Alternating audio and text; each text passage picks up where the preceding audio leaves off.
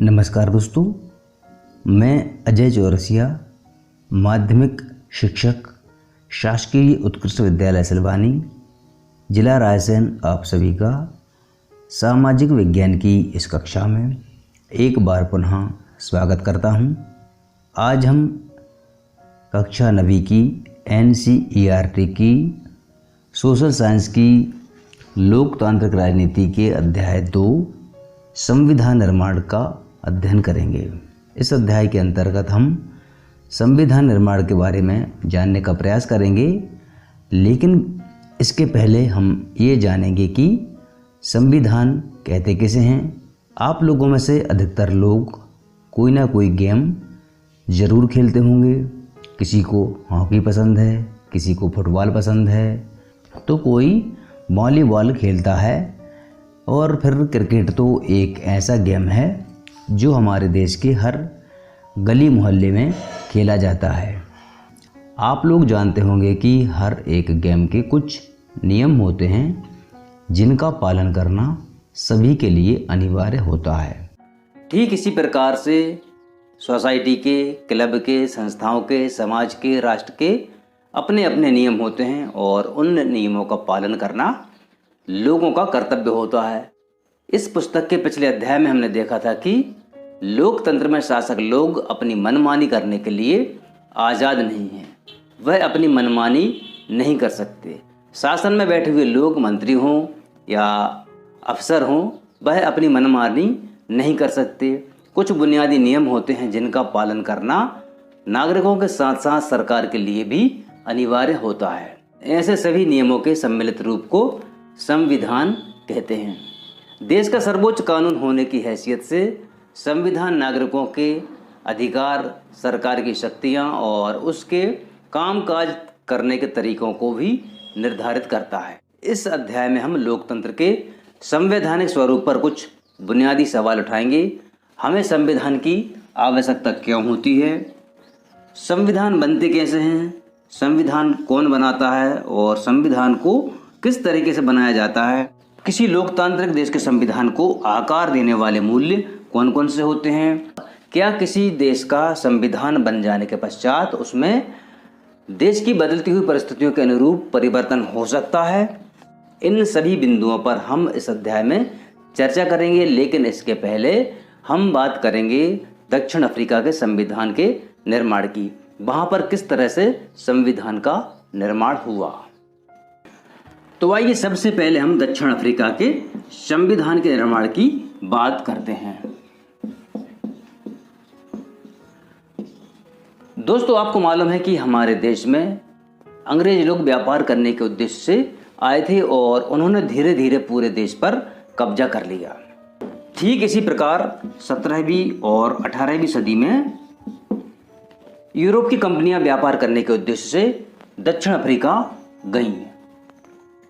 आपको एक बात और बता दें कि दक्षिण अफ्रीका के जो लोग होते हैं वह अपनी प्राकृतिक और भौगोलिक संरचना के कारण अश्वेत होते हैं, यानी कि काले होते हैं। उनकी चमड़ी का रंग काला होता है। और जो यूरोपियन कंपनियां व्यापार करने के उद्देश्य से दक्षिण अफ्रीका गए, वहाँ पर जो अंग्रेज पहुँचे उनका रंग श्वेत होता है। जो यूरोपियन लोग दक्षिण अफ्रीका जाकर बस गए और उन्होंने पूरी शासन व्यवस्था को अपने हाथों में केंद्रित कर लिया, लेकिन उनका बहुमत वहाँ पर कम था। अधिकतर संख्या अश्वेत लोगों की होती थी। अब इस तरह से दक्षिण अफ्रीका में दो तरह के लोग रहने लगे, काले और गोरे। गोरे लोगों ने पूरी शासन व्यवस्था अपने हाथों में केंद्रित कर ली और काले लोग उनके गुलाम हो गए, जबकि अश्वेतों की जनसंख्या 3/4 थी।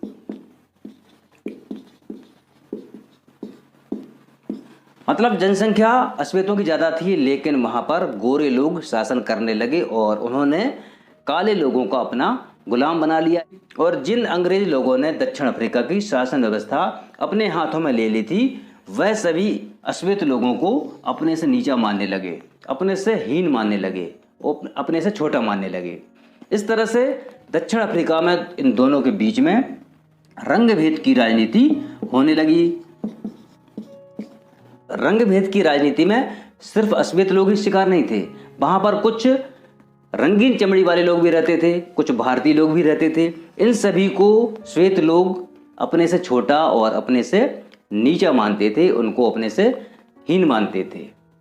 इन तीनों ही प्रकार के लोगों को, कौन कौन से, अश्वेत, रंगीन चमड़ी वाले और भारतीय लोगों को वोट डालने का अधिकार भी नहीं दिया गया था। रंग भेद की एहसास की नीति अश्वेतों के लिए खास तौर से दमनकारी थी। उन्हें गोरे लोगों की बस्तियों में रहने बसने की इजाज़त नहीं थी। परमिट होने पर ही वे वहां जाकर काम कर सकते थे। रेलगाड़ी, बस, टैक्सी, होटल, अस्पताल, स्कूल, कॉलेज, पुस्तकालय, सिनेमाघर, नाट्यगृह, समुद्र तट, तरणताल और यहाँ तक कि सार्वजनिक शौचालय तक में गोरे और काले लोगों के लिए एकदम अलग अलग इंतजाम थे। इसे पृथक्करण या अलग अलग करने का इंतजाम कहा जाता है। काले लोग गोरे लोगों के लिए आरक्षित जगह तो क्या, उनके गिरजाघर तक में नहीं जा सकते थे। अश्वेतों को संगठन बनाने और इस भेदभावपूर्ण व्यवहार का विरोध करने का अधिकार भी नहीं था। दक्षिण अफ्रीका में अंग्रेज सरकार द्वारा अश्वेत लोगों के साथ, रंगीन चमड़ी वाले लोगों के साथ और भारतीय मूल के लोगों के साथ किस तरह से रंग भेद अपनाया जाता था, इसका उदाहरण हम आपके लिए वहां पर लगे एक होर्डिंग से बताते हैं। आप इस होर्डिंग को देखिए, वहां पर किस तरह से रंग भेद की राजनीति इसमें दिखाई देती है। रंग भेद वाले दौर 1953 का एक साइन बोर्ड है जिसमें उस समय के तनावपूर्ण संबंधों का पता चलता है। साइन बोर्ड पर लिखा है, खतरा, देसी, अश्वेत, हिंदुस्तानी और रंगीन चमड़ी वालों, अगर तुम रात में इस परिसर में घुसे तो तुम्हें लापता घोषित कर दिया जाएगा। हथियारबंद सुरक्षा गार्ड्स देखते ही गोली मार देंगे और जंगली कुत्ते लाश को नोच नोच कर खा जाएंगे। तुमको चेतावनी दी गई है।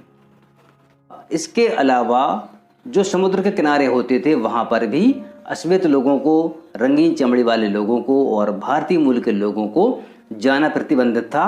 वहाँ का भी हम आपके लिए एक साइन बोर्ड बताते हैं। डरबन समुद्र तट पर अंग्रेजी, अफ्रीकांस और जुलू भाषा में लिखा नोटिस बोर्ड। इस पर लिखा है, डरबन नगर, डरबन समुद्र तट, कानून की धारा 37 के तहत इस तट पर नहाने का अधिकार सिर्फ श्वेत नस्ल के लोगों को ही है। आप इन दोनों बोर्ड को देखकर समझ गए होंगे कि वहाँ पर गोरे लोग इन 3 तरह की प्रजातियों के साथ किस तरह का बर्ताव करते थे। धीरे धीरे 1950 से अश्वेत, रंगीन चमड़ी वाले और भारतीय मूल के लोगों ने रंग भेद प्रणाली के खिलाफ संघर्ष प्रारंभ किया। उन्होंने विरोध प्रदर्शन किए और हड़तालें आयोजित की। भेदभाव वाली इस शासन प्रणाली का विरोध करने वाले संगठन अफ्रीकी नेशनल कांग्रेस, अफ्रीकी नेशनल कांग्रेस के झंडे तले एकत्रित हुए या एकजुट हुए। इनमें कई मजदूर संगठन और कम्युनिस्ट पार्टी भी सम्मिलित हुई।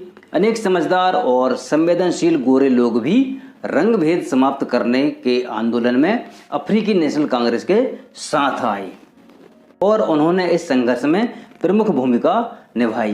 दुनिया के अनेक देशों ने रंग भेद की निंदा की और इस व्यवस्था के खिलाफ आवाज उठाई, लेकिन गोरी सरकार ने हजारों अश्वेत और रंगीन चमड़ी वाले लोगों की हत्या और दमन करते हुए अपना शासन जारी रखा। दक्षिण अफ्रीका में रंग भेद के इस आंदोलन का नेतृत्व कर रहे नेल्सन मंडेला के विरुद्ध देशद्रोह का मुकदमा चलाया गया और उनके साथ ही 7 अन्य नेताओं को 1964 में रंग भेद से चलने वाली शासन व्यवस्था का विरोध करने के लिए आजीवन कारावास की सजा दी गई और इन सभी को 28 वर्षों के लिए दक्षिण अफ्रीका के सबसे खतरनाक जेल, सबसे भयावह जेल रोबेन द्वीप में रखा गया। रंग भेद के खिलाफ जब संघर्ष और विरोध बढ़ता गया तो सरकार को यह एहसास हो गया कि वह अब जोर जबरदस्ती से अश्वेतों पर अपना राज्य कायम नहीं रख सकती है। इसलिए गोरी सरकार ने अपनी नीतियों में बदलाव करना प्रारंभ कर दिया। भेदभाव वाले कानून को वापस ले लिया गया। राजनीतिक दलों पर लगाया गया प्रतिबंध और मीडिया पर लगाई गई पाबंदियां वापस ली गईं।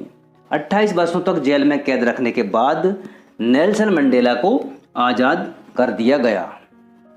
आखिरकार 26 अप्रैल 1994 की मध्यरात्रि को दक्षिण अफ्रीका गणराज्य का नया झंडा लहराया और यह दुनिया का एक नया लोकतांत्रिक देश बन गया। दक्षिण अफ्रीका के आज़ाद होने के बाद वहाँ के पहले राष्ट्रपति नेल्सन मंडेला ने कहा था, मैंने गोरों के प्रभुत्व के खिलाफ संघर्ष किया है और मैंने ही अश्वेतों के प्रभुत्व का विरोध किया है। मैंने एक ऐसे लोकतांत्रिक और स्वतंत्र समाज की कामना की है जिसमें सभी लोग पूरे मेल जोल के साथ रहें और सबको समान अवसर उपलब्ध हो। मैं इसी आदर्श के लिए जीवित रहना और इसे पाना चाहता हूँ और अगर ज़रूरत पड़ी तो इस आदर्श के लिए मैं जान देने को भी तैयार हूँ। रंगभेद वाली शासन व्यवस्था समाप्त हुई और सभी नस्ल के लोगों ने मिलीजुली सरकार के गठन का रास्ता चुना। ये सब कैसे हुआ? आइए इस असाधारण परिवर्तन के बाद दक्षिण अफ्रीका के पहले राष्ट्रपति नेल्सन मंडेला क्या कहते हैं। ऐतिहासिक रूप से एक दूसरे के दुश्मन रहे दो समूह रंगभेद वाली शासन व्यवस्था की जगह शांतिपूर्ण ढंग से लोकतांत्रिक व्यवस्था अपनाने पर सहमत हो गए, क्योंकि दोनों को एक दूसरे की भलमनसाहत पर भरोसा था और वे इसे मानने को तैयार थे। मेरी कामना है कि दक्षिण अफ्रीकी लोग कभी भी अच्छाई पर विश्वास करना ना छोड़ें और इस बात में आस्था रखें कि मनुष्य जाति पर विश्वास करना ही हमारे लोकतंत्र का आधार है। नए लोकतांत्रिक दक्षिण अफ्रीका के उदय के साथ ही अश्वेत नेताओं ने अश्वेत समाज से आग्रह किया कि सत्ता में रहते हुए गोरे लोगों ने जो जुल्म किए थे उन्हें वे भूल जाएं और गोरे लोगों को माफ़ कर दें। उन्होंने कहा कि आइए अब सभी नस्लों तथा स्त्री पुरुषों की समानता, लोकतांत्रिक मूल्य, सामाजिक न्याय और मानव अधिकारों पर आधारित नए दक्षिण अफ्रीका का निर्माण करते हैं। एक पार्टी ने दमन और नृशंस हत्याओं के जोर पर शासन किया था और दूसरी पार्टी ने आज़ादी की लड़ाई की अगुवाई की थी। नए संविधान के निर्माण के लिए दोनों ही साथ साथ बैठी। 2 वर्ष की चर्चा और बहस के बाद उन्होंने जो संविधान बनाया वैसा अच्छा संविधान दुनिया में कहीं नहीं बना था। इस संविधान में नागरिकों को जितने व्यापक अधिकार दिए गए उतने अधिकार किसी संविधान ने नहीं दिए थे। साथ ही उन्होंने फैसला भी किया कि मुश्किल मामलों के समाधान की कोशिशों में किसी को भी अलग नहीं किया जाएगा और ना ही किसी को बुरा या दुष्ट मानकर बर्ताव किया जाएगा। इस बात पर भी सहमति बनी कि पहले जिसने चाहे जो कुछ किया हो, लेकिन अब से हर समस्या के समाधान में सबकी भागीदारी होगी। दक्षिण अफ्रीकी संविधान की प्रस्तावना ही इस भावना को बहुत खूबसूरत ढंग से व्यक्त करती। हम दक्षिण अफ्रीका के लोग अपने इतिहास में हुए अन्याय को स्वीकार करते हैं। अपनी भूमि पर आज़ादी और न्याय के लिए संघर्ष करने में कष्ट उठाने वालों को सलाम करते हैं। अपने देश को बनाने और विकसित करने में मदद करने वालों का आदर करते हैं और मानते हैं कि दक्षिण अफ्रीका उन सभी का है जो यहाँ रहते हैं, यहाँ की विविधता से जुड़े हैं। इसलिए स्वतंत्र रूप से चुने अपने प्रतिनिधियों के माध्यम से अपने गणतंत्र के सर्वोच्च कानून के तौर पर इस संविधान को स्वीकार करते हैं, जिससे पहले के विभाजन मिटें और लोकतांत्रिक मूल्यों, सामाजिक न्याय और मौलिक मानवाधिकारों पर आधारित एक समाज बन सके।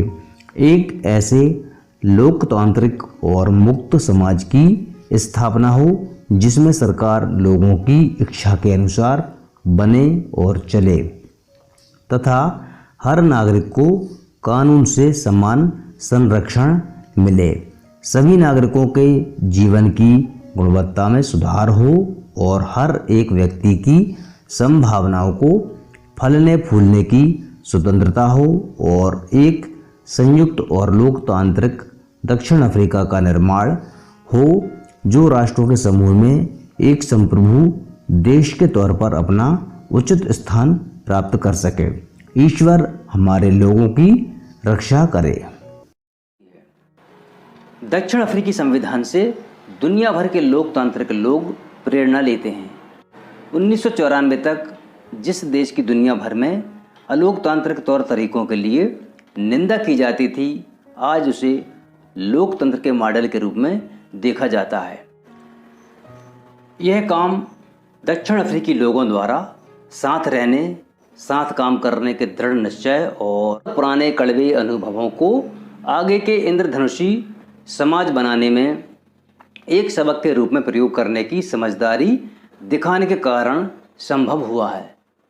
इस बारे में नेल्सन मंडेला कहते हैं, दक्षिण अफ्रीका का संविधान इतिहास और भविष्य दोनों की बातें करता है। एक तरफ तो ये एक पवित्र समझौता है कि दक्षिण अफ्रीकी के रूप में हम एक दूसरे से ये वादा करते हैं कि हम अपने रंगभेदी, क्रूर और दमनकारी इतिहास को फिर से दोहराने की अनुमति नहीं देंगे। पर बात इतनी ही नहीं है, ये अपने देश को इसके सभी लोगों द्वारा वास्तविक अर्थों में साझा करने का घोषणा पत्र भी है। श्वेत और अश्वेत, स्त्री और पुरुष, ये देश पूर्ण रूप से हम सभी का है। आइए अब हम जो सवाल हमने इस अध्याय की शुरुआत में उठाया था उस सवाल पर चर्चा करेंगे कि हमें संविधान की आवश्यकता क्यों होती है। संविधान की आवश्यकता या संविधान की जरूरत क्यों होती है।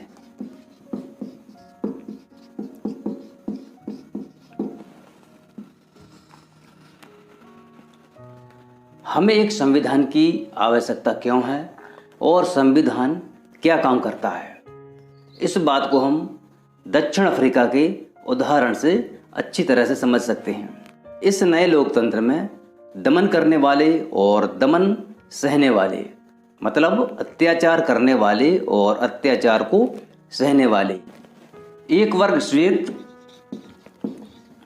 और दूसरा वर्ग अश्वेत और अन्य लोग, जिसमें रंगीन चमड़ी वाले और भारतीय मूल के लोग थे। इन लोगों ने इन पर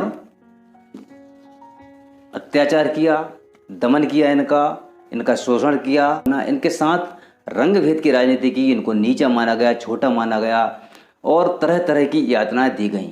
ये दोनों ही वर्ग साथ साथ समान हैसियत से बैठकर साथ रहने की योजना बना रहे थे। हालांकि दोनों के लिए एक दूसरे पर भरोसा कर पाना आसान काम नहीं था। उनके अंदर अपने अपने तरह के डर थे, अपने अपने किस्म के डर थे। वे अपने हितों की रखवाली करना चाहते थे, अपने हितों की रक्षा करना चाहते थे। बहुसंख्यक अश्वेत इस बात को लेकर चिंतित थे, इस बात को लेकर डरे हुए थे कि बहुमत के सिद्धांत के साथ किसी प्रकार का समझौता ना हो, क्योंकि लोकतंत्र में बहुमत का सिद्धांत ही काम करता है। इन अश्वेत लोगों को बहुत सारे सामाजिक और आर्थिक अधिकार चाहिए थे, क्योंकि अभी तक यह लोग इन अधिकारों से वंचित थे। दूसरी ओर अल्पसंख्यक गोरे यानी कि श्वेत लोग, इनकी भी अपनी अपनी चिंताएं थीं। चूँकि ये लोग यूरोप से व्यापार करने के उद्देश्य से आए थे और इन्होंने बहुत सारी संपत्ति भी एकत्रित कर ली थी, तो इनको अपनी संपत्ति की चिंता थी, इनको अपने विशेषाधिकारों की चिंता थी, क्योंकि इन्होंने कुछ विशेषाधिकार भी वहां पर प्राप्त कर लिए थे। लंबे समय तक चली बातचीत के बाद दोनों ही पक्ष, कौन कौन से पक्ष, श्वेत और अश्वेत, समझौते का रास्ता अपनाने के लिए तैयार हुए। गोरे लोग जो कि अल्पसंख्यक थे वहाँ के, ये लोग बहुमत के सिद्धांत और एक व्यक्ति एक वोट के सिद्धांत पर राजी हो गए। वे गरीब लोगों और मजदूरों के कुछ बुनियादी अधिकार देने के लिए भी सहमत हो गए। अश्वेत लोग भी इस बात पर सहमत हो गए कि सिर्फ बहुमत के आधार पर सारे फैसले नहीं होंगे।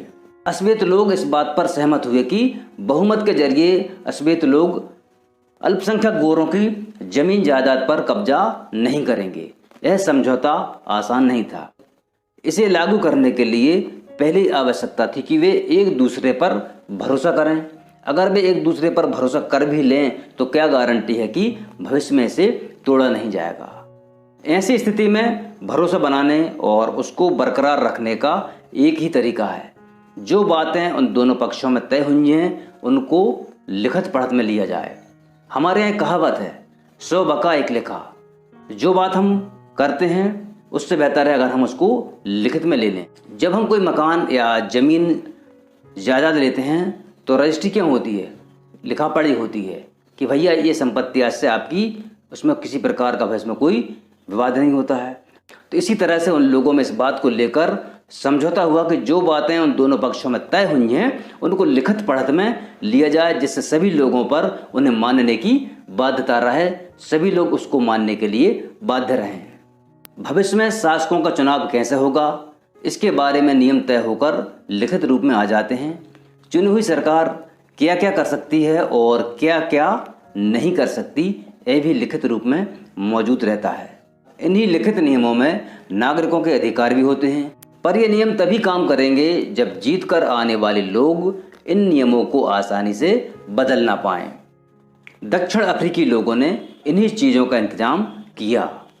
वे इस बात पर भी सहमत हुए कि ये नियम सबसे ऊपर होंगे और कोई भी सरकार इनकी उपेक्षा नहीं कर सकती। इन्हीं बुनियादी नियमों के लिखित रूप को संविधान कहते हैं। संविधान की रचना दक्षिण अफ्रीका की ही खासियत नहीं है। हर देश में अलग अलग समूहों के लोग रहते हैं। संभव है कि उनके रिश्ते दक्षिण अफ्रीका के गोरे और कालों जितने कटुतापूर्ण नहीं हों, पर दुनिया भर में लोगों के बीच विचारों और हितों का फर्क रहता है। लोकतांत्रिक शासन प्रणाली हो या ना हो, पर दुनिया के सभी देशों को ऐसे बुनियादी नियमों की ज़रूरत होती है। यह बात सिर्फ सरकारों पर ही लागू नहीं होती। हर संगठन के कायदे कानून होते हैं, संविधान होता है। इस तरह आपके इलाके का कोई क्लब हो या सरकारी संगठन हो या फिर राजनीतिक दल, सभी को संविधान की आवश्यकता होती है। संविधान लिखित नियमों की एक ऐसी किताब है, लिखित नियमों की, ध्यान रखना है आपको, लिखित नियमों की किताब। संविधान लिखित नियमों की संविधान लिखित नियमों की ऐसी किताब है जिसे किसी देश में रहने वाले सभी लोग सामूहिक रूप से मानते हैं। संविधान वह सर्वोच्च कानून है जिससे किसी क्षेत्र में रहने वाले लोगों, जिन्हें वहाँ के नागरिक कहा जाता है, के बीच में आपसी संबंध तय होने के साथ साथ लोगों के और सरकार के बीच, मतलब जनता के और सरकार के बीच के संबंध भी तय होते हैं। संविधान अनेक काम करता है। पहला काम, यह साथ रह रहे विभिन्न तरह के लोगों के बीच जरूरी भरोसा और सहयोग विकसित करता है। दूसरा, यह स्पष्ट करता है कि सरकार का गठन कैसे होगा और किसे फैसले लेने का अधिकार होगा। तीसरा, यह सरकार के अधिकारों की सीमा तय करता है और हमें बताता है कि नागरिकों के क्या अधिकार हैं। चौथा, यह अच्छे समाज के गठन के लिए लोगों की आकांक्षाओं को व्यक्त करता है। जिन देशों में संविधान है वे सभी लोकतांत्रिक शासन वाले हों, यह जरूरी नहीं है, लेकिन जिन देशों में लोकतांत्रिक शासन पद्धति है वहाँ संविधान का होना बेहद जरूरी है। ब्रिटेन के खिलाफ आज़ादी की लड़ाई के बाद अमेरिकी लोगों ने अपने लिए संविधान का निर्माण किया। फ्रांस की क्रांति के पश्चात फ्रांस के लोगों ने एक लोकतांत्रिक संविधान को मान्यता प्रदान की। इसके बाद यह चलन हो गया कि हर लोकतांत्रिक शासन व्यवस्था में एक लिखित संविधान हो। अब आप अभ्यास हेतु कुछ प्रश्नों को नोट कीजिए। प्रश्न क्रमांक 1, नेल्सन मंडेला कितने वर्षों तक जेल में रहे? प्रश्न क्रमांक 2, दक्षिण अफ्रीका गणराज्य का नया झंडा कब लहराया गया? प्रश्न क्रमांक 3, दक्षिण अफ्रीका में किस नेता ने नस्ली भेदभाव का विरोध किया? प्रश्न क्रमांक 4, रंगभेद से क्या तात्पर्य है? प्रश्न क्रमांक 5, दक्षिण अफ्रीका के स्वतंत्रता संग्राम के बारे में लिखें। प्रश्न क्रमांक 6, संविधान क्या है? प्रश्न क्रमांक 7, संविधान क्यों आवश्यक है? प्रश्न क्रमांक 8, संविधान के प्रमुख कार्य क्या हैं?